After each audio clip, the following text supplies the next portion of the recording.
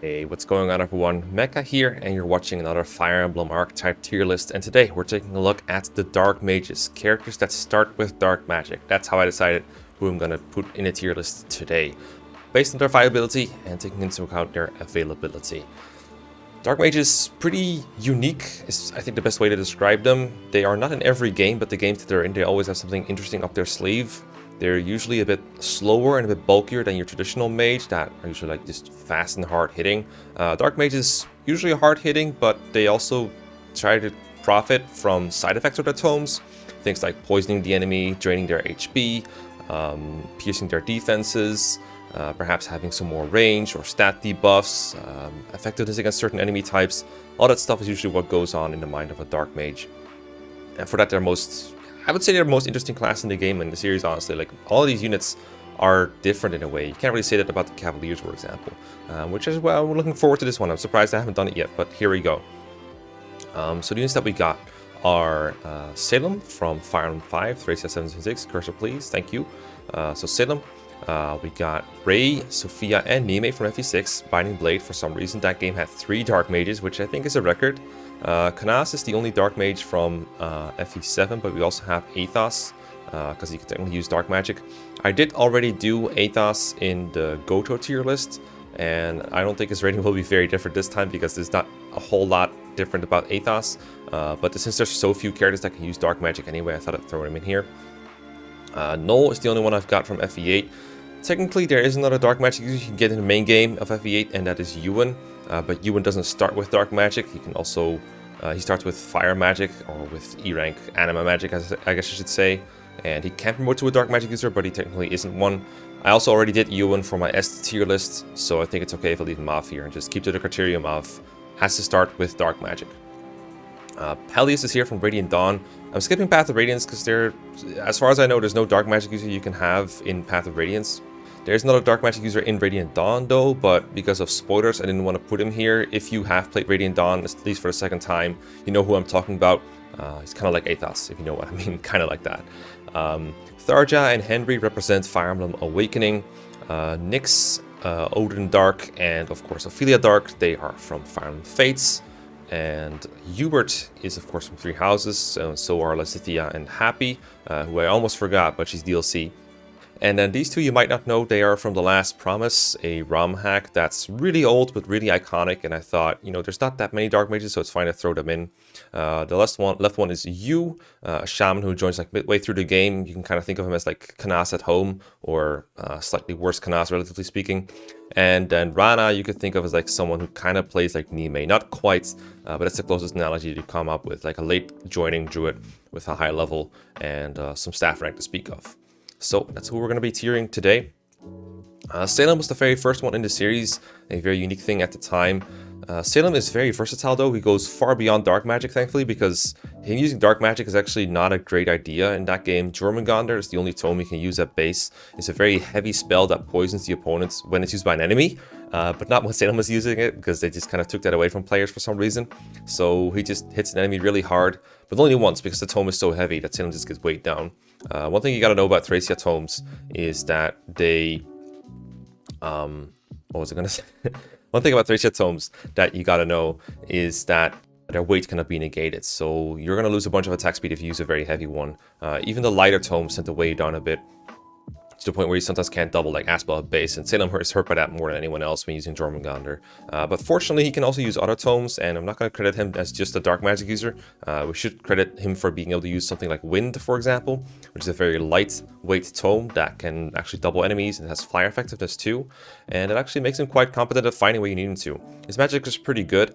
The first couple chapters that he's around, he doesn't really do very much that helps you win chapters or secure objectives, but he can self-improve his staff rank.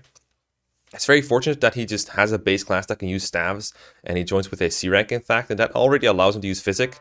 In a lot of games, Physic is a B rank staff, but in Tharja it's C rank, and so Salem can use that to improve his staff rank and try to get to B rank. It takes 50 weapon XP, but there are a lot of high rank staffs that you can use beyond Physic, things like Sleep, Torch, Magic Up. Those are usually the ones I spam whenever I can.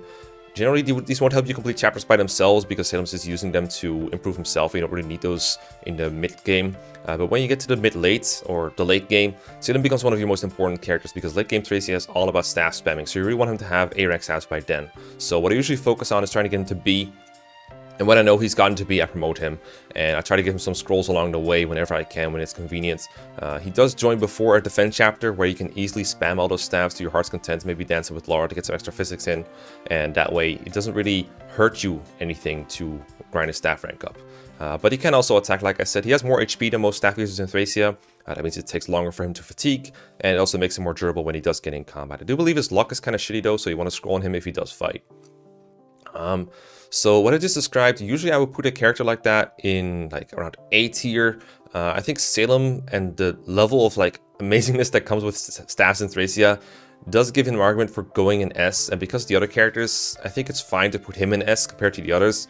I think for my biggest tier list, and maybe some other tier lists I've made, I might have put Salem in A, and I was initially gonna put him. So this is not a very serious tier list. I'm fine with putting him in S for now, just sticking him in there. But I would not hate anyone for suggesting he should go in A instead. But I think he's the best, if not one of the best, in the whole series when it comes to using dark magic. Or rather, one of the best dark mages in the whole series. So, good start for them, I guess. Usually, dark mages tend to join towards like the middle of the game. You very rarely start your party with a dark mage. So, a lot of these characters will be hurting for availability. Not just like to the point that Athos is hurting for it, but if you look at all these characters, besides maybe like 3 houses characters, none of them join very early, so it's kind of hard to achieve an S rank rating when you aren't even around for half the game. It's kind of the same problem that dancers have, for example, but dancers usually make it to S tier if they're reasonably competent.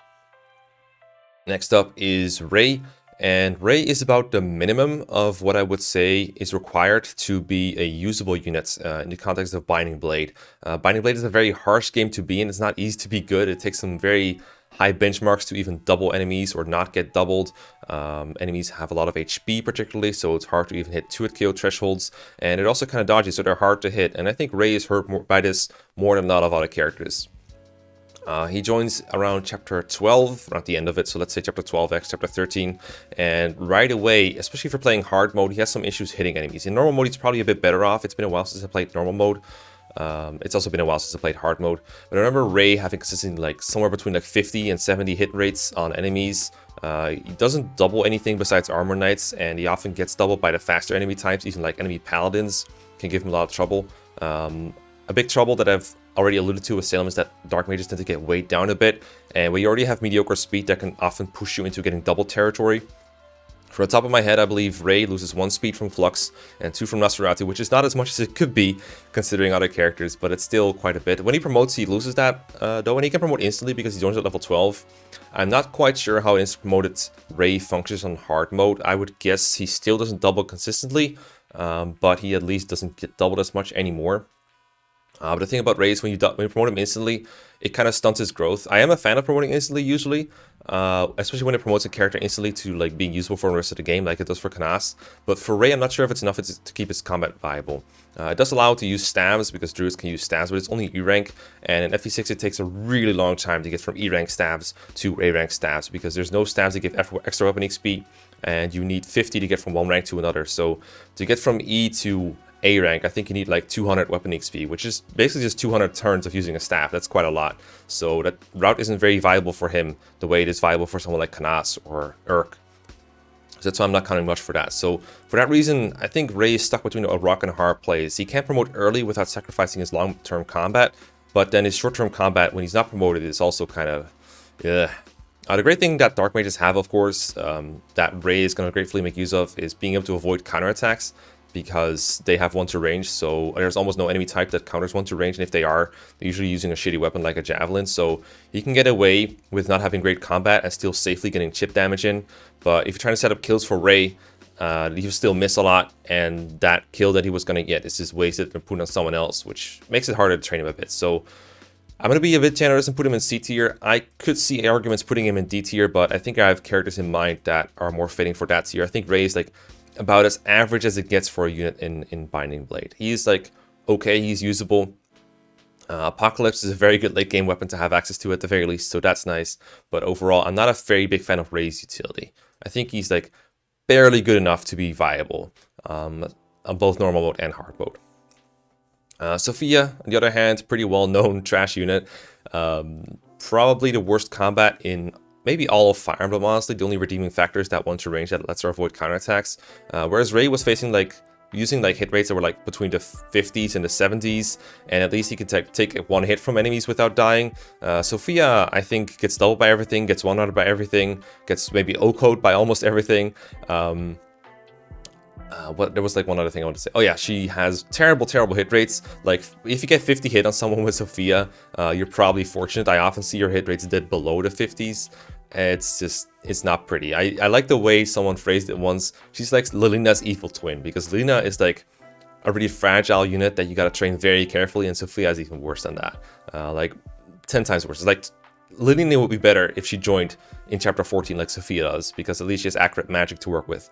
Sophia does not, so would not recommend. Of course, the ultimate meme unit, if you can train Sophia, you can really do anything in Fire Emblem. I feel like it is the best way to see if someone is able to train on the leveled units. But Sophia has to go in here. The one redeeming thing about Sophia that I will mention is that she gets a guiding ring. I'm not sure whether that counts towards her or not. I usually put her over someone like Wendy in a tier list just for that guiding ring, but it's really disputable whether she should be getting credit for picking it up. Either way, it's just one treasure, it's not a whole lot, but she is the only one who can do it. But she's also force deployed, and all you have to do to get it is just move her across the map. It's not like it requires you to train her or anything, so it's debatable whether it even counts towards her or not. But when that's your claim to fame, I think it's pretty clear that you are one of the worst units in the whole thing. Probably the worst. I've never actually had to train Sophia. I've used Wendy before, and it was actually quite fun to do once she got going. But Sophia, I don't think I could ever have fun with. In fact, Sophia caused a death in my Iron Man because I was trying to train her and trying to hit an enemy and try to feed her. And as a result, I left that enemy alive for long enough to do damage to my army to the point where I had to make a sacrifice. Thanks, Sophia. Very cool. Niime is much different, where Sophia is just a shaman you gotta train, and then Ray is also just the traditional just train up your dark mage and get good. Niime joins it at a staggering level 18 with only 2 levels to go. Awful growth, but who cares, because their bases are super amazing. The most amazing base stat about her is by far her magic. Everything else is kind of but the magic alone makes her worth using, because she also has not just A rank in Dark, but also A rank in Staff. So while someone like Ray has to deal with E rank staff after promotion, Niime is more like a staff user that can also use Dark magic, because she just has access to Warp, Torch, Restore, Hammer, and whatever you want her to do, she can probably do it. And that's amazing. You do have to be careful, because even though Niime is level 18, she has 20 base HP or something. It's really awful. I gotta check real quick because I want to know exactly how much it is. It's super bad. She gets O-code by several enemy types. She has 25 HP, 5 defense. So a reasonably strong enemy can one-shot her, and a lot of enemies will two-shot her. She has 16 speed, which is pretty good, but she does get weighed down a bit by Flux. She has 4 con, and Flux in FE6 is 6 weight, I think. 5 weight, so she gets weighed down by 1. Not a terrible candidate for something like an Angelic Robe or a Body Ring if you want to get more combat with her, which is a good idea, because if you train her Dark rank enough, she can get S rank Dark and be able to use Apocalypse, which if you don't pay attention to her Dark rank, she will not be able to use. And Apocalypse is nice for FE6 because it doesn't just let you OHKO enemies like Manikeets and Wyverns, but it also gives you a 5 magic boost, which you can then use with your staves, because you can equip Apocalypse while using staves, and staves do not get equipped like they do in, for example, Pelleas. So you just get a 5 magic bonus, and it's basically plus 5 warp range for Niime, I'm pretty sure. It's not 5 range, I think. The range is, I'm pretty sure the range is more like 5 plus magic divided by 2, so it's more like plus 2 or plus 3 range. But the point stands, it's pretty good. Warp in FE6 is also just a fantastic utility to begin with. I'm pretty sure the warp meme comes from Bismix's video about the Binding Blade, or I could use the warp staff, and there's probably a reason for that, because FE6 maps are notoriously big and very infested with enemies that you kind of don't want to fight a lot because they're just so tough, and being able to skip to a boss and just kill them instantly and end the map can be a very nice boon. Or at the very least, there's a lot of shortcuts you can take with warp that I think would be good.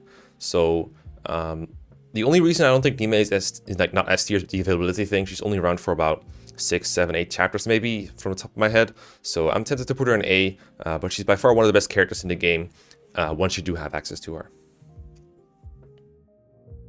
Alright, next up we have FE7. Only one real Dark Mage in there, and that's Canas, of course, one of my favorites. I think he's a standout unit in FE7. I'm a little biased towards him right now because I recently finished an FE7 0% growth Iron Man playthrough, and Canas was one of the stars in there, and he stands out a lot more with growth than without. But within its own right, Canas is just a really good combat unit, especially for how late-ish he joins and how little FE7 is combat-based sometimes, or rather how little it takes to be a good combat unit in FE7. Canas joins with like mediocre speed, not good enough to double, but at least he doesn't get doubled by anything but Myrmidons, and he still two-shots enemies, and he takes like 1 or 2 hits to die. And by that I mean like it takes 1 or 2 hits, and then next hit he's gonna die, which is good enough for him to be self-sufficient when training sometimes. You can stick him on a forest or on a fort, on a Dread Isle, for example, and he'll survive for a little bit if you just use the Vulnerate to heal himself a little bit. He, of course, has 1-2 range. Dark Magic is a little more accurate in this game because the enemies have less Avoid, and I think the hit rate is also just a little bit better. Canas is reasonably good basis for his time. And he's also pretty close to promotion, only 2 levels, so he's very low maintenance. And then Canas' promotion is just one of the best in the series, even though it's just stats that he gets for the most part, and E-rank stabs, which is not super great. But getting like +4 speed effectively from the con and speed boost that he gets is so good, and lets him double so many enemies in FE7. Not like Nomads or Myrmidons or anything, but enemy Cavaliers he will double, which is a very common enemy type at the time that he can promote. Wyverns, I'm pretty sure he doubles like half the time. If they're not weight down, if they are, he will get them. I'm pretty sure. Actually, some of the weight downs he might not get. But the point is he can pretty consistently double, especially if you play with growths, which most people do, of course. The disadvantage, of course, that he has with growths is that a lot of characters in FE7 are good like that. But in general, I think Canas stands out. So you could objectively say that Canas maybe belongs in B tier. I'm going to put him in A because I like him a lot, and I think more people should use him. And I just like how little you need to do to make Canas good. A lot of characters in FE7 you kind of have to commit to if you want to make him good. Someone like Kent or Sane or Lowen, you really got to pump XP into them and to keep him going. And Canas just needs 2 levels in promotion, and he's good for the entire game. He's like viable for the entire game, but he's also like flexible. You don't have to early promote Canas. You can also let him level up a bit longer, get some more speed procs out of him maybe, or some more magic procs, or just some more stats in general. Some people just like having more stats like that, and I completely understand it. So when I'm not in a hurry to promote Canas, he'll end up promoting like level 15 instead, which is perfectly fine. I think it's best to promote him at level 10. But you can go either way, and that's why he's flexible. He can be both a good growth unit and some sort of pre-promote that only needs like 2 levels to get going. Both of those are very good. E-rank stabs is not super great, but it can still get to C rank or something and be helpful with like Restore, or I'm pretty sure Hammer can be used at that point. Rescue is B rank, I'm pretty sure, so you can't really use that unless you grind him up like a lot more. But it's still possible. The biggest hump is getting from E to D, which takes, I believe, 15 heals to get from E to D. It's a lot easier than it is in FE6 because there's only 30 staff XP between E rank and D rank, and you get 2 per heal, I'm pretty sure. Whereas to get from E to D with Ray, I think you need like 50 heals, which is a lot. And then from there, it just goes faster because the higher rank stabs give more weapon XP, whereas in FE6, the stabs only give 1 XP each. So there's that. And it's also just nice that he just gets XP from healing while not having to do combat. So if there's no enemies around, Canas can still get XP by healing someone, or once he's hit C rank, he can use like Barrier, for example, or Torch, even when there's no one around that really needs to be healed or boosted. He can still gain XP and staff XP that way. So that can be helpful when grinding him up as well. And in this game, there's like buyable stats like that. Like you can buy Physic, you can buy Barrier, you can buy Torch. Ray's game only has a couple of games, or a couple of those stabs, and once they're out, they're pretty much just gone. If you get like 1 or 2 torch stabs in the whole game, for example. And I remember there only being 1 barrier for a long time, so that also limits the amount of XP you can get from those, especially because he shares those with other staff users. But you can buy them, it's a lot easier. So Canas staff grinding, pretty viable strategy. Not necessary, but it can be helpful, especially when you're in like Cargo of Destiny, one of those chapters with like a bunch of status staffs that you gotta take care of.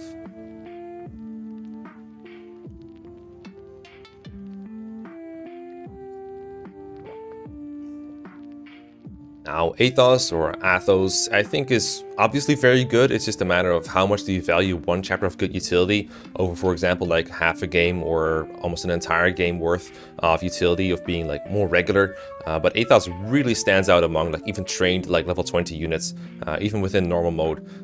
His stats are just completely bonkers. Already his combat is because of the power of Luna. Canas often gets praised for the power of Luna, but I don't think it seemed that good on him. But on Athos, it really makes a big difference how good he is with it. 30 damage with Luna doesn't sound like much, but when you couple it with the high HP on the final chapter enemies and their high defensive stats, especially in their res, and the fact that Luna has a bunch of crit as well, which is like 25 crit, I believe, gives him a shot at like one-shotting people. Athos can double most final chapter enemies with a body ring. which you get in Sense of Time, and there's no real better candidate for it. It's basically the speed wings for him, and he just starts doubling so many more enemies with the Luna. It's crazy. I think Darren is one example, the snipers in Uhai's room, the warrior in Brennan's room. I don't think he can ever double Brennan himself, but like it doesn't seem super impressive because those enemies have like 70 to 80 HP or something, which is stupidly high, or at least they have like over 60 sometimes.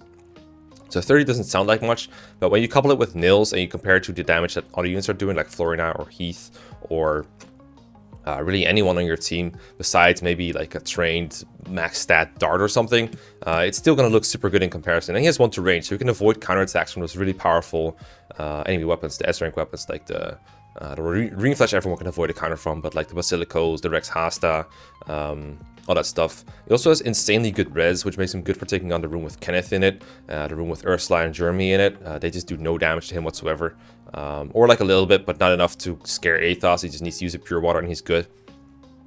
So he could just solo the whole thing by himself. Again, maybe a biased a little bit because of the 0% growth playthrough I did, but I also remember just how good Athos is in draft races, for example.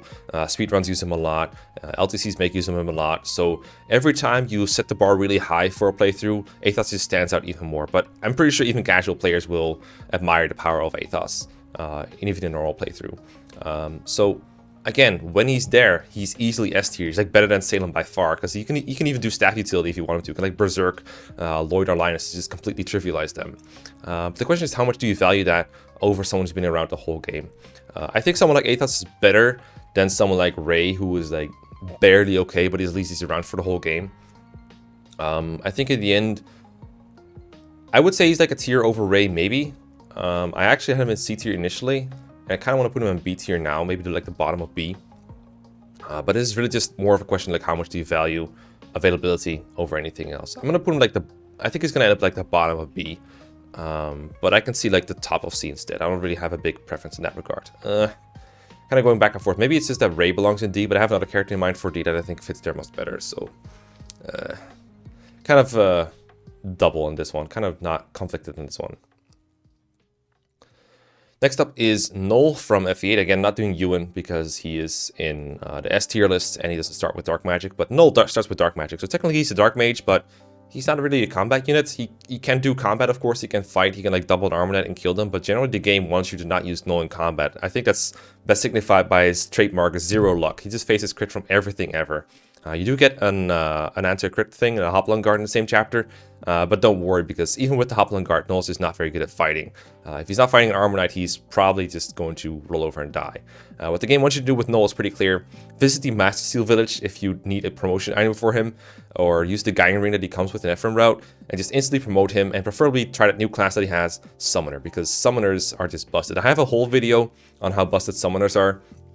But Knoll's by far the best of them because he takes no work to get there, and he's around, unlike Leon, who is only around in the post game. And he's just summoning is great. You just summon an extra character on the field that it's just expendable. And expendable characters, it sounds stupid, like it sounds like the opposite of overpowered, but it's so nice to have a character you just don't care about dying and they just bait away an enemy for free. Against generics, it's usually better to let them attack your units because you'd rather they suicide an enemy phase. Like if you can choose between an enemy character killing a Phantom or attacking Seth with a Javelin, of course you'd rather have them attack Seth because Seth is not going to die and he's going to kill them. But if you have something like a Shadow Shot Gorgon, or an enemy stage with a Bolting Tome or a Purge Tome, or you have a really powerful boss that you want to distract, you'd much rather they kill a Phantom than attack one of your units and put them in danger. So a Phantom can save your life very easily if you put him in the right spot. If you do it wrong, you might still die, but generally a Phantom is going to be one of your best bets at avoiding dangerous situations. They break Iron Man playthroughs if used properly.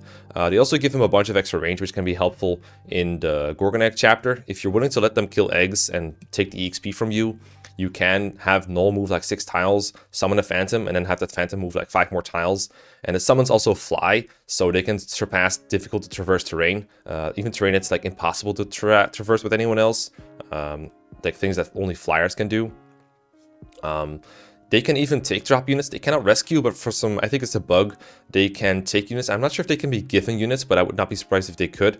So what you can do is like have Vanessa, for example, pick up Ephraim and fly over a mountain somewhere, and then have Knoll summon a Phantom, have the Phantom take Ephraim and then drop him across the mountain. And needs to save the turn. But they can't rescue, they can only take from other units, so you got to take that into account. But I have a whole video about this. It's a very well edited video, beautifully made. So you should definitely check it out. I'll try to link it if I remember it. But yeah, Knoll very good. Obviously not around for enough of the game to be a really high like ranking, because he's joined chapter 15, which is like 3/4 into the game, but that's still like some of the long maps left. I'm gonna put him like below Athos. I think his late game utility is good. I think Athos' one chapter is better than what Knoll offers, but Knoll's still like really good. Some late games maps in FE8 are pretty easy to trivialize without him though, so not a whole lot of credit to him for that. But generally, really nice unit to try out, and he used to be like put at the bottom of tier list because if you look at his combat, he's terrible. But Phantom utility has been underrated for a long time. Next up, we have Pelleas from Bringing It Dawn. He is a late joiner. He's only available in New Game Plus or in a cleared save file. He joins in the Tibarn maps in 4.2, I believe his is. Yeah, that should be about right.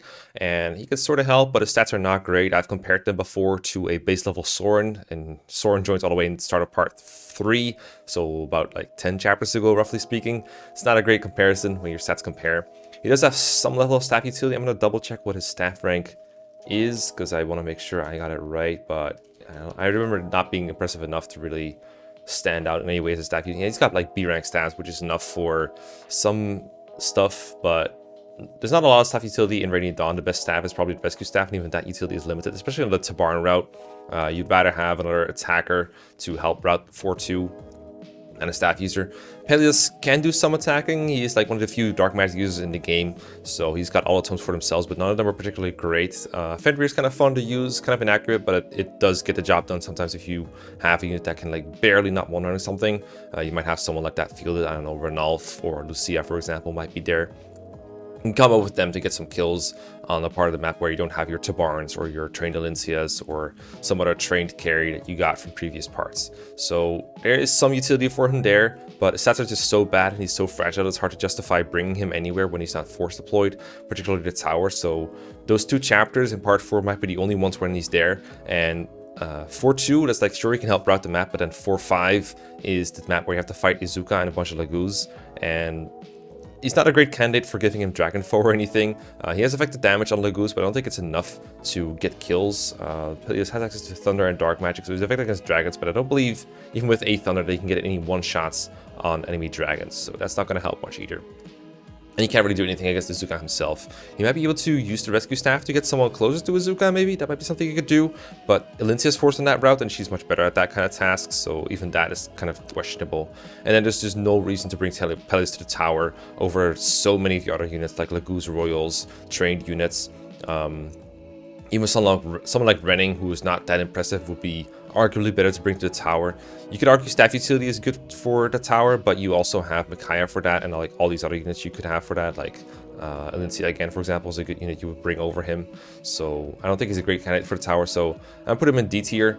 So this is like, I think the gap between Ray and Pelleas is kind of big enough for a tier gap, because I think Ray is like pretty usable throughout the entire game, whereas Pelleas is sort of barely usable for a small portion of the game. So I don't want to move Ray down within the tier with Pelleas in it. But at the same time, Ray and Athos at the same tier also seems weird. So maybe there should just be an extra tier.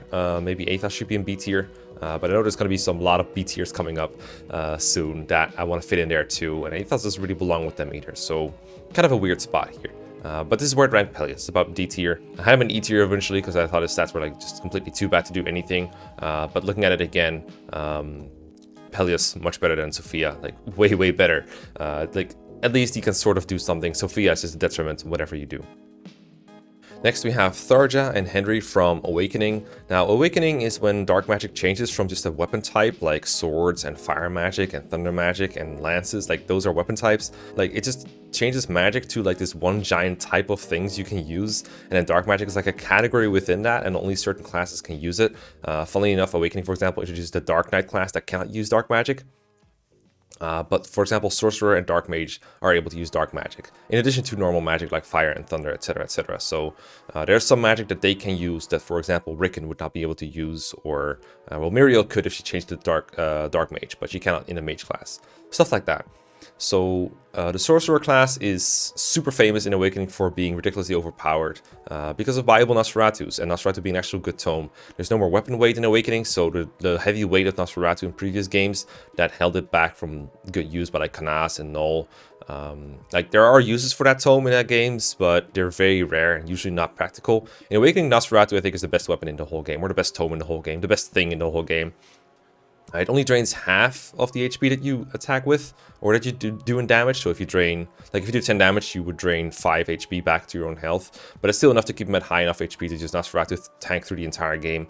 And since the game is very route heavy with some kill bosses maps in between, and since they also have access to skills that make that even better, like Vengeance, it's just a super overpowered strategy that I would find myself employing whenever I didn't want to think in Awakening, which was quite a lot, especially during route maps. So anyone who has access to the Sorcerer class should consider it if they want to trivialize the game. It's not the most fun way to play. Like, it's fun when you get it at first. It's like, wow, this is really good. But then you realize you still have like 10 chapters to play, and it's like, oh, this is... We just removed all strategy from a strategy game. It's that good. That's like a whole different topic about Awakening and its design. The main point is Nosferatu is super busted. I tried out several sorcerers with Vengeance. I didn't just have Tharja and Henry. I also had Lawrence reclassed to Dark Mage. I had Owain Dark reclassed to a Dark Mage. I'm pretty sure I had a couple that I just missed. Noir was also a Dark Mage. All of them functioned roughly equally, and honestly I didn't find Vengeance made a very big difference at all. Of course, I played hard mode with a good deal of grinding to make sure everyone was sort of up to par with everyone else. I didn't grind anyone like over the level curve generally, that just kind of happened by itself because of second seals. But I found Vengeance was pretty overkill. And I'm sure that in Lunatic and Lunatic Plus, it might not be, and it's good to have that extra stack. Because Vengeance, I believe that the way it works is it has a skill percent chance to proc, and if it does, your damage is boosted by the amount of HP that you've lost. Maybe divided by 2. I'm going to look it up real quick just to make sure I got it right. So that doesn't seem great with Nosferatu, right? Because generally Nosferatu is best to keep you at high HP. So I would want a skill that boosts your damage when you're not low HP or when you're not at high HP. The reason it works is it pretty much makes sure that either you're at high HP, so you're fine, or if you're on low HP, it gives you a chance to do more damage and recover more HP. So it makes it really hard to break through a high amount of HP, because Fire Emblem combat happens one at a time, so it's really hard to get worn down when you just keep healing that HP back up with added healing from Vengeance if you take like a hefty amount of damage. It's just a win-win scenario every time. And you get a level 5 Sorcerer, which is very easy to reach. And it's actually skill times 2 activate rate as well. It does only add half accrued damage to attacks, though. I should note that. But still, pretty good combo, just kind of overkill for the kind of way I played. Now for Tharja specifically, I was surprised at how bulky she was when I first used her. Like her class, like her base class and then Sorcerer, they give a pretty huge bonus to bulk whenever you pair them up with someone. They also just have more defense than I thought was reasonable. In exchange, she's a little slower than most units, but not slow enough to where it really deterred her from doing well in combat, especially because Nosferatu is so good. But one thing that I will note about the Awakening tiering in here is that it felt like a lot of the units are the same-ish, and that a lot of units can pull off what Tharja does, so she stands out less. I don't think she's nearly as good as Robin. And I would even put someone like Frederick over her for being available earlier and having combat utility at a time where that's more rare. By the time Tharja joins, just with the way that Awakening units snowball so badly, there's probably not much that she adds. The Nosferatu instability is nice, but there are alternatives to how good Nosferatu is. It's not very exclusive. That's like one of the drawbacks of being in a game where you can reclass sort of freely, is that there's a lot of competition for units being in the best classes possible. Let me see where I had her originally. I'm pretty sure I had her B tier. No, actually I had her in A tier. She's like pretty good like that. I do think there's a gap between Tharja and Henry. I'm okay with putting Tharja in A tier. And like the bottom of A is probably where she'll end up. The thing with Henry though is you can do a lot of the same things that Tharja can, but the big thing about Henry is there's a huge problem with his speed. If I'm just going to check their bases real quick, because I remember Tharja's speed being like okay enough to where it doesn't really deter her very much. It doesn't double everything, but that's honestly fine. Like she has a 13 base speed.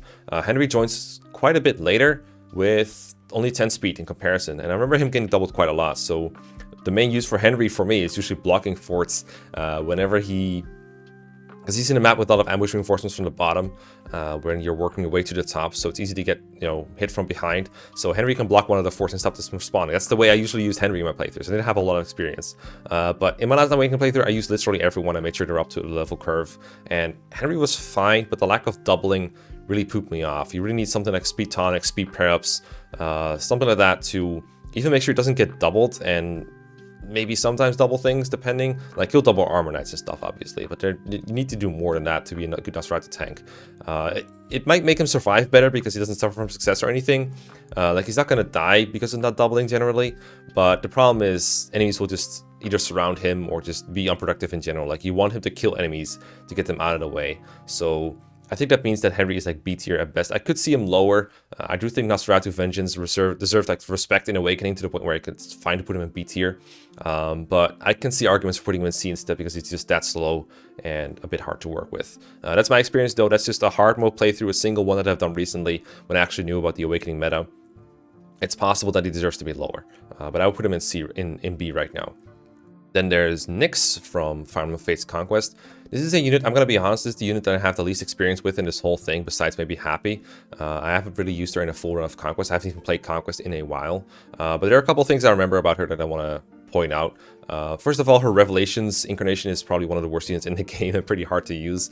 It's just like really underleveled, and she's usually being compared to another unit who joins the same chapter, Shura, who is absolutely insane. So she just looks really bad there. I'm going to focus on her in Conquest, where I think she's okay. She joins in the first, in that 4th chapter, where you can capture, I think his name is Haitaka, the rally defense guy, and she's like, alright. I think she can insta-promote, or at the very least she can be promoted during Conquest Chapter 10, which is of course a big benchmark, and she can do some funny stuff there. You use the Fire Orb if you're into that, but generally I think the better way to use her would be to hold off the archers from the right-hand side. I think she can do that by herself. I saw it in the 0% growth run once, so I don't try to use 0% growth as an example for everything, but if she can do it there, she can do it in any playthrough, and it's generally applicable to general casual play and a good idea. I don't know if it's a good idea to waste a Master Seal on a unit like Nyx, especially because it's probably going to gimp her in the long term, and Master Seals can be in pretty high demand because you need them to promote. It's not like a Path of Radiance where you can just promote by hitting level 21. I know at some point there's plenty of people who want to use those Master Seals, but if you can afford one, then it's a pretty good semi-pre-promote that you can use to do some utility. Maybe you'd be a good pair bot later, maybe pair her with someone. I don't know who you should be good with, but that's something you could do to make sure she's long-term sort of usable. But that's about the extent of my experience with Nyx. It's about how much I know about her. Chip damage is nice, of course, but it's not a whole lot else about I know about her. I think she can use Nosferatu because it's it's dark magic. She can probably use it, but I'm pretty sure the better Nosferatu tanks are Odin and Ophelia, and I don't think you get more than Nosferatu for a while. My friends, like I asked advice from a lot of people, and Rengor, for example, advised me to put Nyx in like the bottom of B, so that's where she'll go. But feel free to correct me in the comment section if there's anything she can do that I missed. Now, Odin Dark, there's a unit that I have used extensively and with great joy. Mostly because he's funny. I just think Odin is a very enjoyable character to use. But when I used him in a normal mode stream, on a charity stream with Booty Bopper once, I remember everyone being like really surprised, like, wow, Odin is very, very stupidly good if you just give him Nosferatu. And I think he had like a magic tonic. I think that was the only resource he had at that point. He was just like crushing everything with Nosferatu Drain. It was so stupid how overpowered he was. And I name drop him a lot when it comes to Odin and Ophelia, but I recommend everyone watches Zoran's videos, demonstrations on Odin and Ophelia. They're very entertaining. I don't know if they necessarily apply very well to casual playthroughs because he really plans his videos very tightly to make sure to show off everyone to the max extent. But he has so many demonstrations of Odin and Ophelia doing the most amazing things in Fates, and it's really get me hyped about using them every time I start a Fates playthrough. I rarely get there because Fates is super exhausting to play. Conquest is really exhausting to play, I should say. But Odin looks so good in those videos. You can solo entire chapters with Nosferatu if you set him up the right way. It's very fun to watch. I don't know if I can go along with the hype fully because I believe there are some aspects of Fate's characters that kind of go unexplored in those videos. Like I believe someone like Camilla, for example, or Jacob could do a lot of the same things that Odin does in these videos with just the same amount of planning. Planning is honestly the most overpowered tool you have in Fire Emblem. If you could just take your time to set up a turn by turn for a chapter or a plan that has consistent results, then you can make almost anyone look good. But Odin is pretty good at just like, it's not often in Conquest that you see someone who can just be like so carelessly deployed and kill everything, because you would think Nosferatu is bad in a way in Fates because they nerfed it so hard. They made it unable to double. It can't even crit. I don't think you can proc even like skills with it, like proc skills like, I don't know, Luna or something. But Nosferatu, it still works well enough when you just hit hard enough. Even though it drains half HP and doesn't double, it still just keeps them alive for long enough. And the unique thing about Odin, and I guess Ophelia as well, is they have access to Vengeance as well, or not Vengeance, Vantage, there we go, that's what I was looking for, from the Myrmidon class tree. So they can go into that class, pick up Vantage, and maybe even Life and Death later. And that way they can set up like insane combos where they just kill enemies before they even touch them, or make them 100% unkillable as long as they don't miss. And coupled with like guard stands, for example, you can really make amazing Nosferatu tanks with them. And I love deploying that in the first finished Lunatic run that I did on Conquest, and I'm looking forward to doing it again at some point, because it's the most fun of playing Conquest, is being able to actually break that game. And Odin can do that very well. So I know how well Odin can break the game, I just don't know how well everyone else can break the game in comparison. I usually had trouble matching enemies stat for stat, so Odin's way of breaking it with Nosferatu was pretty much stat proof for the most part, and I like that about him. I'm gonna crunch him into, I'm pretty sure I had him over Henry at the very least, so I'll put him here. Ophelia, I'm not going to say she's the same as Odin, because she clearly is not, but she's very different because of the child mechanics. That makes her very difficult to rate, because when you do that paralog and what way you set up Ophelia, with what parents and what skills, makes a very big difference. The way I used her, the one time I did, I paired Odin with Camilla. Had them fly over and crush everything. I think the best pairing for Ophelia would be to pair Odin with Elise for a higher magic rating, which is probably what I would recommend if you want to make Ophelia like really good. Camilla was fine. She was able to provide +5 damage with Trample, I believe, for Ophelia. She also gives access to Lunge, which is also very fun. I don't remember exactly how I did. I think I used Malignite for Ophelia for a while to pick up those skills, because you can only pass one of them down from Camilla. That was very fun. I was able to hit the threshold to one-shot enemy Master Ninjas in the Ryoma chapter, which made for some very entertaining footage of Ophelia just destroying that whole chapter with one of KOs with, I believe, the Guild Tome. I forgot what it's called. The one that's like a Reefer weapon. Just killing the ninjas before they hit you was very satisfying. But it took a lot of preparations and magic setups. So if you don't aim towards it throughout like almost the entire game, it's kind of hard to hit. But if you do get it, it's pretty rewarding in that case. She can also be helpful in like the final chapter, clearing out the enemies there. One of the few chapters who can actually hold up.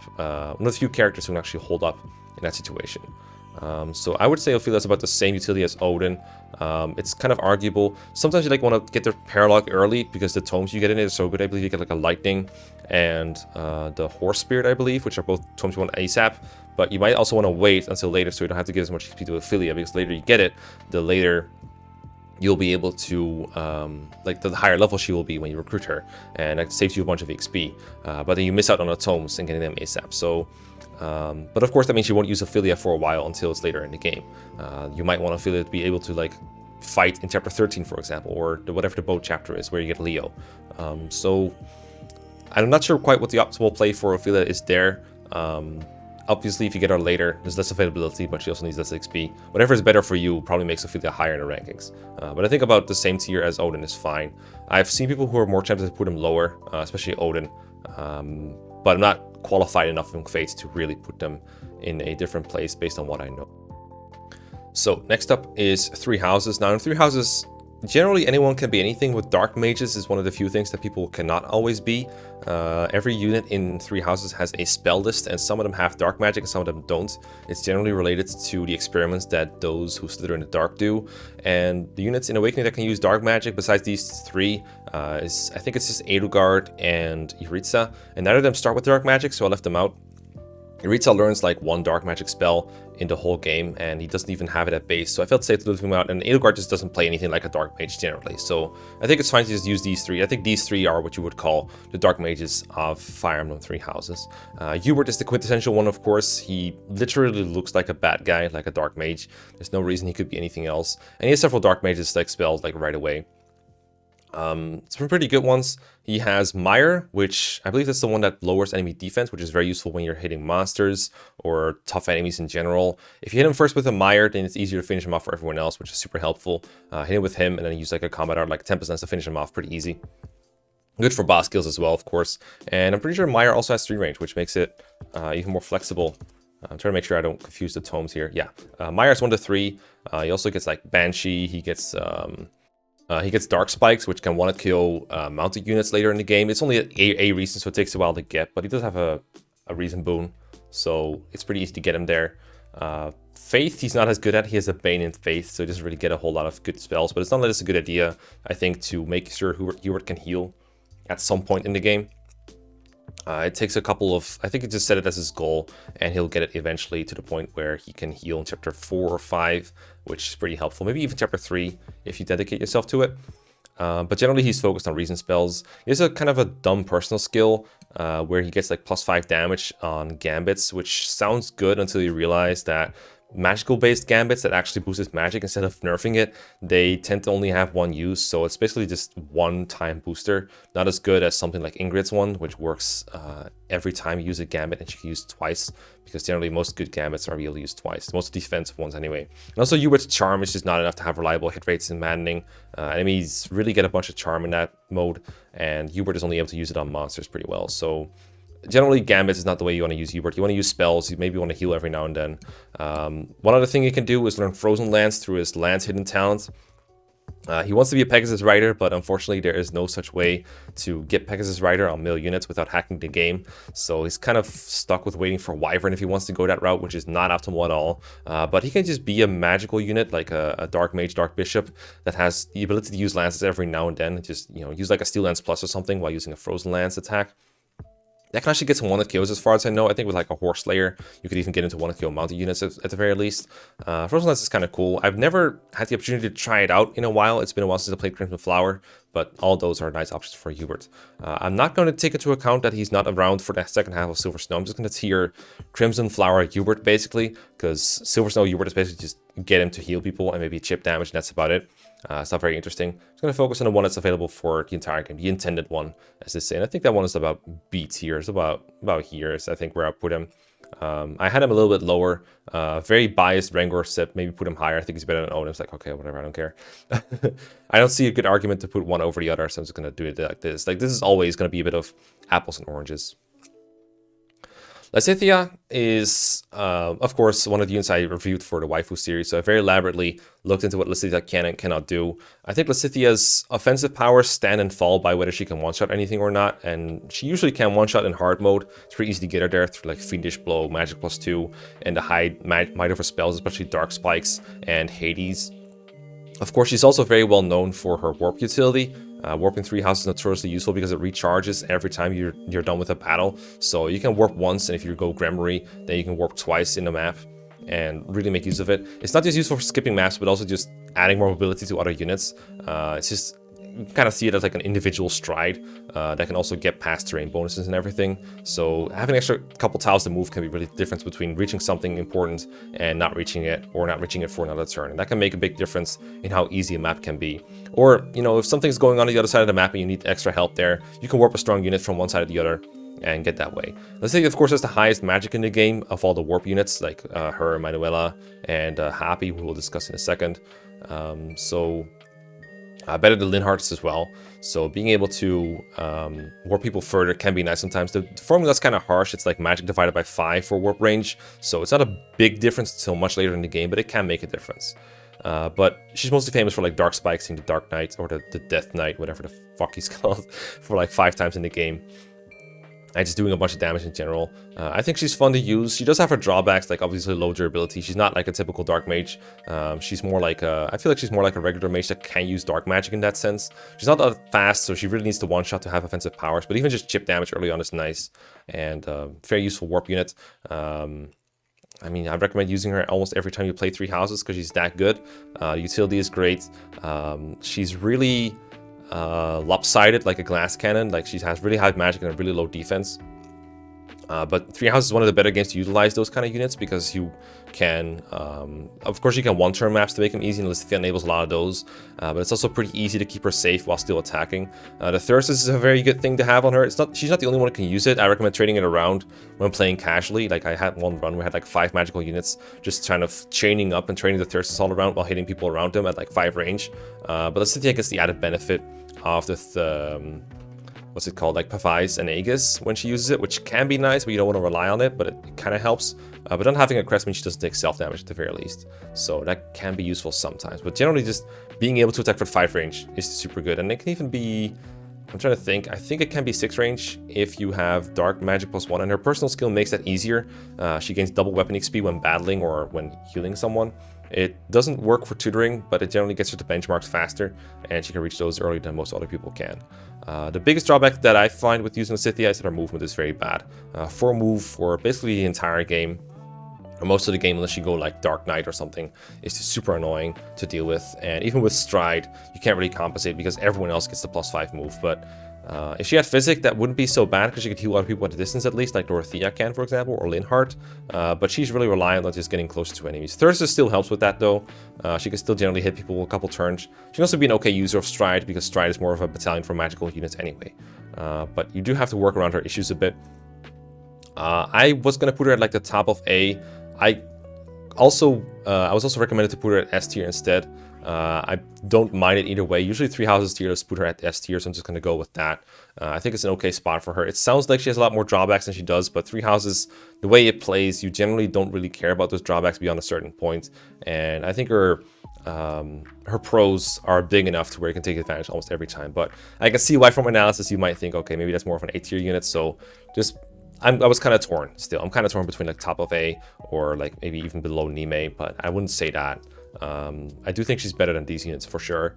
The question is whether it's like a tier difference or not. So Happy is a unit I've never been able to use in the main game, so mostly relying on secondhand information for this one, so please excuse me for that one. Happy is a bit of a weird hybrid between the magical units you have in 3 houses. One hand, she has a lot of the dark magic that Ewart also has, like Banshee for example, but she also learns Warp. She just does it very late in the game because she doesn't have a Faith boon like the Sophia does, and she also doesn't have her personal skill for faster reaching of benchmarks. So if you want to get Warp by, for example, Chapter 5, to skip that whole tower climbing thing, you're better off relying on Lysithea than having Happy recruited and trying to get her there, because she's not going to make it. The game kind of wants you to make her a Valkyrie, the class that she appears in Cinder Shadows, being a mounted healer. She's also just fine as like a bishop and just providing heal utility. Pretty sure she has access to Physic at the very least. I'm going to double check that, make sure I'm not talking on my butt, or not as much as I usually do. Yeah, she gets Physic as Faith C, which is pretty reasonably quick. She joins with, what is it, like, she joins with D plus Reason and no Faith rank, apparently, so that's kind of cringe. But yeah, I think Happy is fine as a utility unit. It's just a funny personal skill where she attracts monsters, and you can couple that with Impregnable Wall and make sure to do just no damage to units. Even like a final boss monster that you might appear somewhere will just target her, I think, every time, as long as they have her in range. And if you put Impregnable Wall on her, she'll just take no damage, and you're basically just safe for the entire enemy phase. So that can trivialize monster enemies almost completely, and that's pretty interesting. Of course, in return, she also does effective damage. The damage counts effective even when it's Impregnable Walled, so she'll be able to break tiles very easily that way as well. When I tiered 3 houses along with Rengor a long time ago, we put her in a tier along with Linhardt. I think the tier we used there was high, didn't have the A through F thing with an S on top. With that in mind, I think the equivalent would be like putting her in A tier somewhere, like maybe below Canas, maybe above Canas. I think it makes a very big difference where exactly she is. I like Canas, so I'm going to put her like below Canas. I also really like Happy though. She's my favorite Cinder Shadows unit. But I only got the DLC recently. I haven't been able to play the main game with her because the main game is like, either you play hard, which is a bit too easy, or you play maddening, which is a bit too frustrating. So I haven't been able to really put myself to it. But based on what I know, I would put her around here. Then finally, we have the 2 Last Promise people, Yu and Rana. I think even among people who have played The Last Promise, these 2 are kind of obscure units that you wouldn't really immediately use. People think Last Promise, they usually think of the main characters like Kellic and Sean and Siegfried, or they think of units that are just kind of popular-ish, like, I don't know, Ace, for example, or Kevin. And then these 2 are just kind of units that you get later in the game. Like, people who haven't finished the game probably don't even know them. Yu is a Dark Mage that joins in the Wyvern Valley, as I would call it, basically the equivalent of Burn in the universe of The Last Promise. And he can instant promote just like, well, not like Canas, but kind of like Canas, more like Ray, I guess. And he has like the same promo bonuses as FE7 Canas, so that's like a huge speed boost for him. I don't believe he 1-rounds or doubles reliably, even with that early promotion. And of course, it's going to gimp him in the long term. But it also has to do with Last Promise enemies just being a bit stronger in general, being a bit faster. So he does perform adequately, I guess, for what he gives to you, but he's not exactly spectacular. I think I would put him around C tier. I don't think he belongs in B. Let me see where I put it. Yeah, I put him like the bottom of C. So like roughly where Ray is basically, which I think is appropriate. They have a lot of things in common. E rank stabs at a point where you can't really grind it up very well. The last round doesn't really have that many useful stabs anyway. It's not like FE7 where you want to hit Warp or Rescue eventually for great staff utility, and you don't really have a chapter with a bunch of status stats being thrown at you. So staff utility in general is just less useful, even if you could grind it up. And he just doesn't offer a whole lot, but he's there. He does come with an amulet that's kind of interesting. It just kind of is the emblem seal from the Mario Kart Double Dash disc or whatever the frick it's called. That thing just gives like 10 hit and avoid, I believe. I'm not going to count it in his favor because you can trade it to anyone. It's not really locked to him in any sort of way. So it's kind of the same as if you just received the item at the start of the chapter. So in that like sense, it doesn't really count for him, but it's something I usually associate with him because he comes with it in his inventory, but it's not counting for his rating. And finally, you have Rana, the Dark Mage that joins just as the game is about to get a lot harder. Right before he joins, I think the game is kind of a steamroll. You face a lot of unpromoted enemies, and enemies is just not much of a threat in general. But when Rana joins, you're in a chapter with a bunch of promoted enemies coming at you in a Fog of War map, and the map after that, it's just you fight all promoted enemies and they're all almost as strong as your units. Like you face way higher hit rates, you face much higher chances of death generally if you face multiple enemies at a time, and you have a harder chance killing enemies in one round. And just like in FE6, they often get healed by enemies too. So the game just gets much tougher when Rana joins. So that makes him look kind of bad because he doesn't perform great against those enemies. But as a support unit, he does fine. He joins with C rank stabs and he can do some chip damage as a Dark Mage. He doesn't one-out anything. He is more like Niime with a bit more bulk and less staff rank. He only has C rank stats, which is unfortunate because Physic is B in this game, and it would be really nice if he could use Physic. I think I used him once, and I managed to get him to B rank, and he did okay with that. But it really took quite a while to grind from C to B. But he can get there eventually. It's just that first you're stuck with like Mend or Recover or something like that. But chip damage is alright. He does okay things, but I don't think he's a great unit or anything. Let me see where I had him initially. Apparently I put him in... Where did I put him, boy? Let me see my browser window. Yeah, like below Ray and you. Like better than you overall, I think. I think use utility doesn't last as long as Rana's does overall in the game. So I think it's fine to have him like this. But yeah, that's why I put Rana. So there's the whole squad of Dark Mages. I don't know how I forgot about them for so long, but I'm glad I finally got to them because they're really interesting and really cool. Some of my favorites are in here. The Scythia's unit I really like. Salem I really like. I honestly like all the S and A tier units a lot. Maybe not Tharja so much, but the other ones I'm very fond of personally. And they're just an interesting bunch that can do a lot. I'm sure there's like a bunch of things I forgot about them too, especially about the Fates ones that I'm not super familiar with. So feel free to add to my comments in the comments. And hope you enjoyed this one. And I will see you guys next time. Let me know what archetypes you want me to do next. I have a bunch of playlists where you can get them. See any of the ones that you missed. And other than that, yeah, see you around. Peace. Goodbye.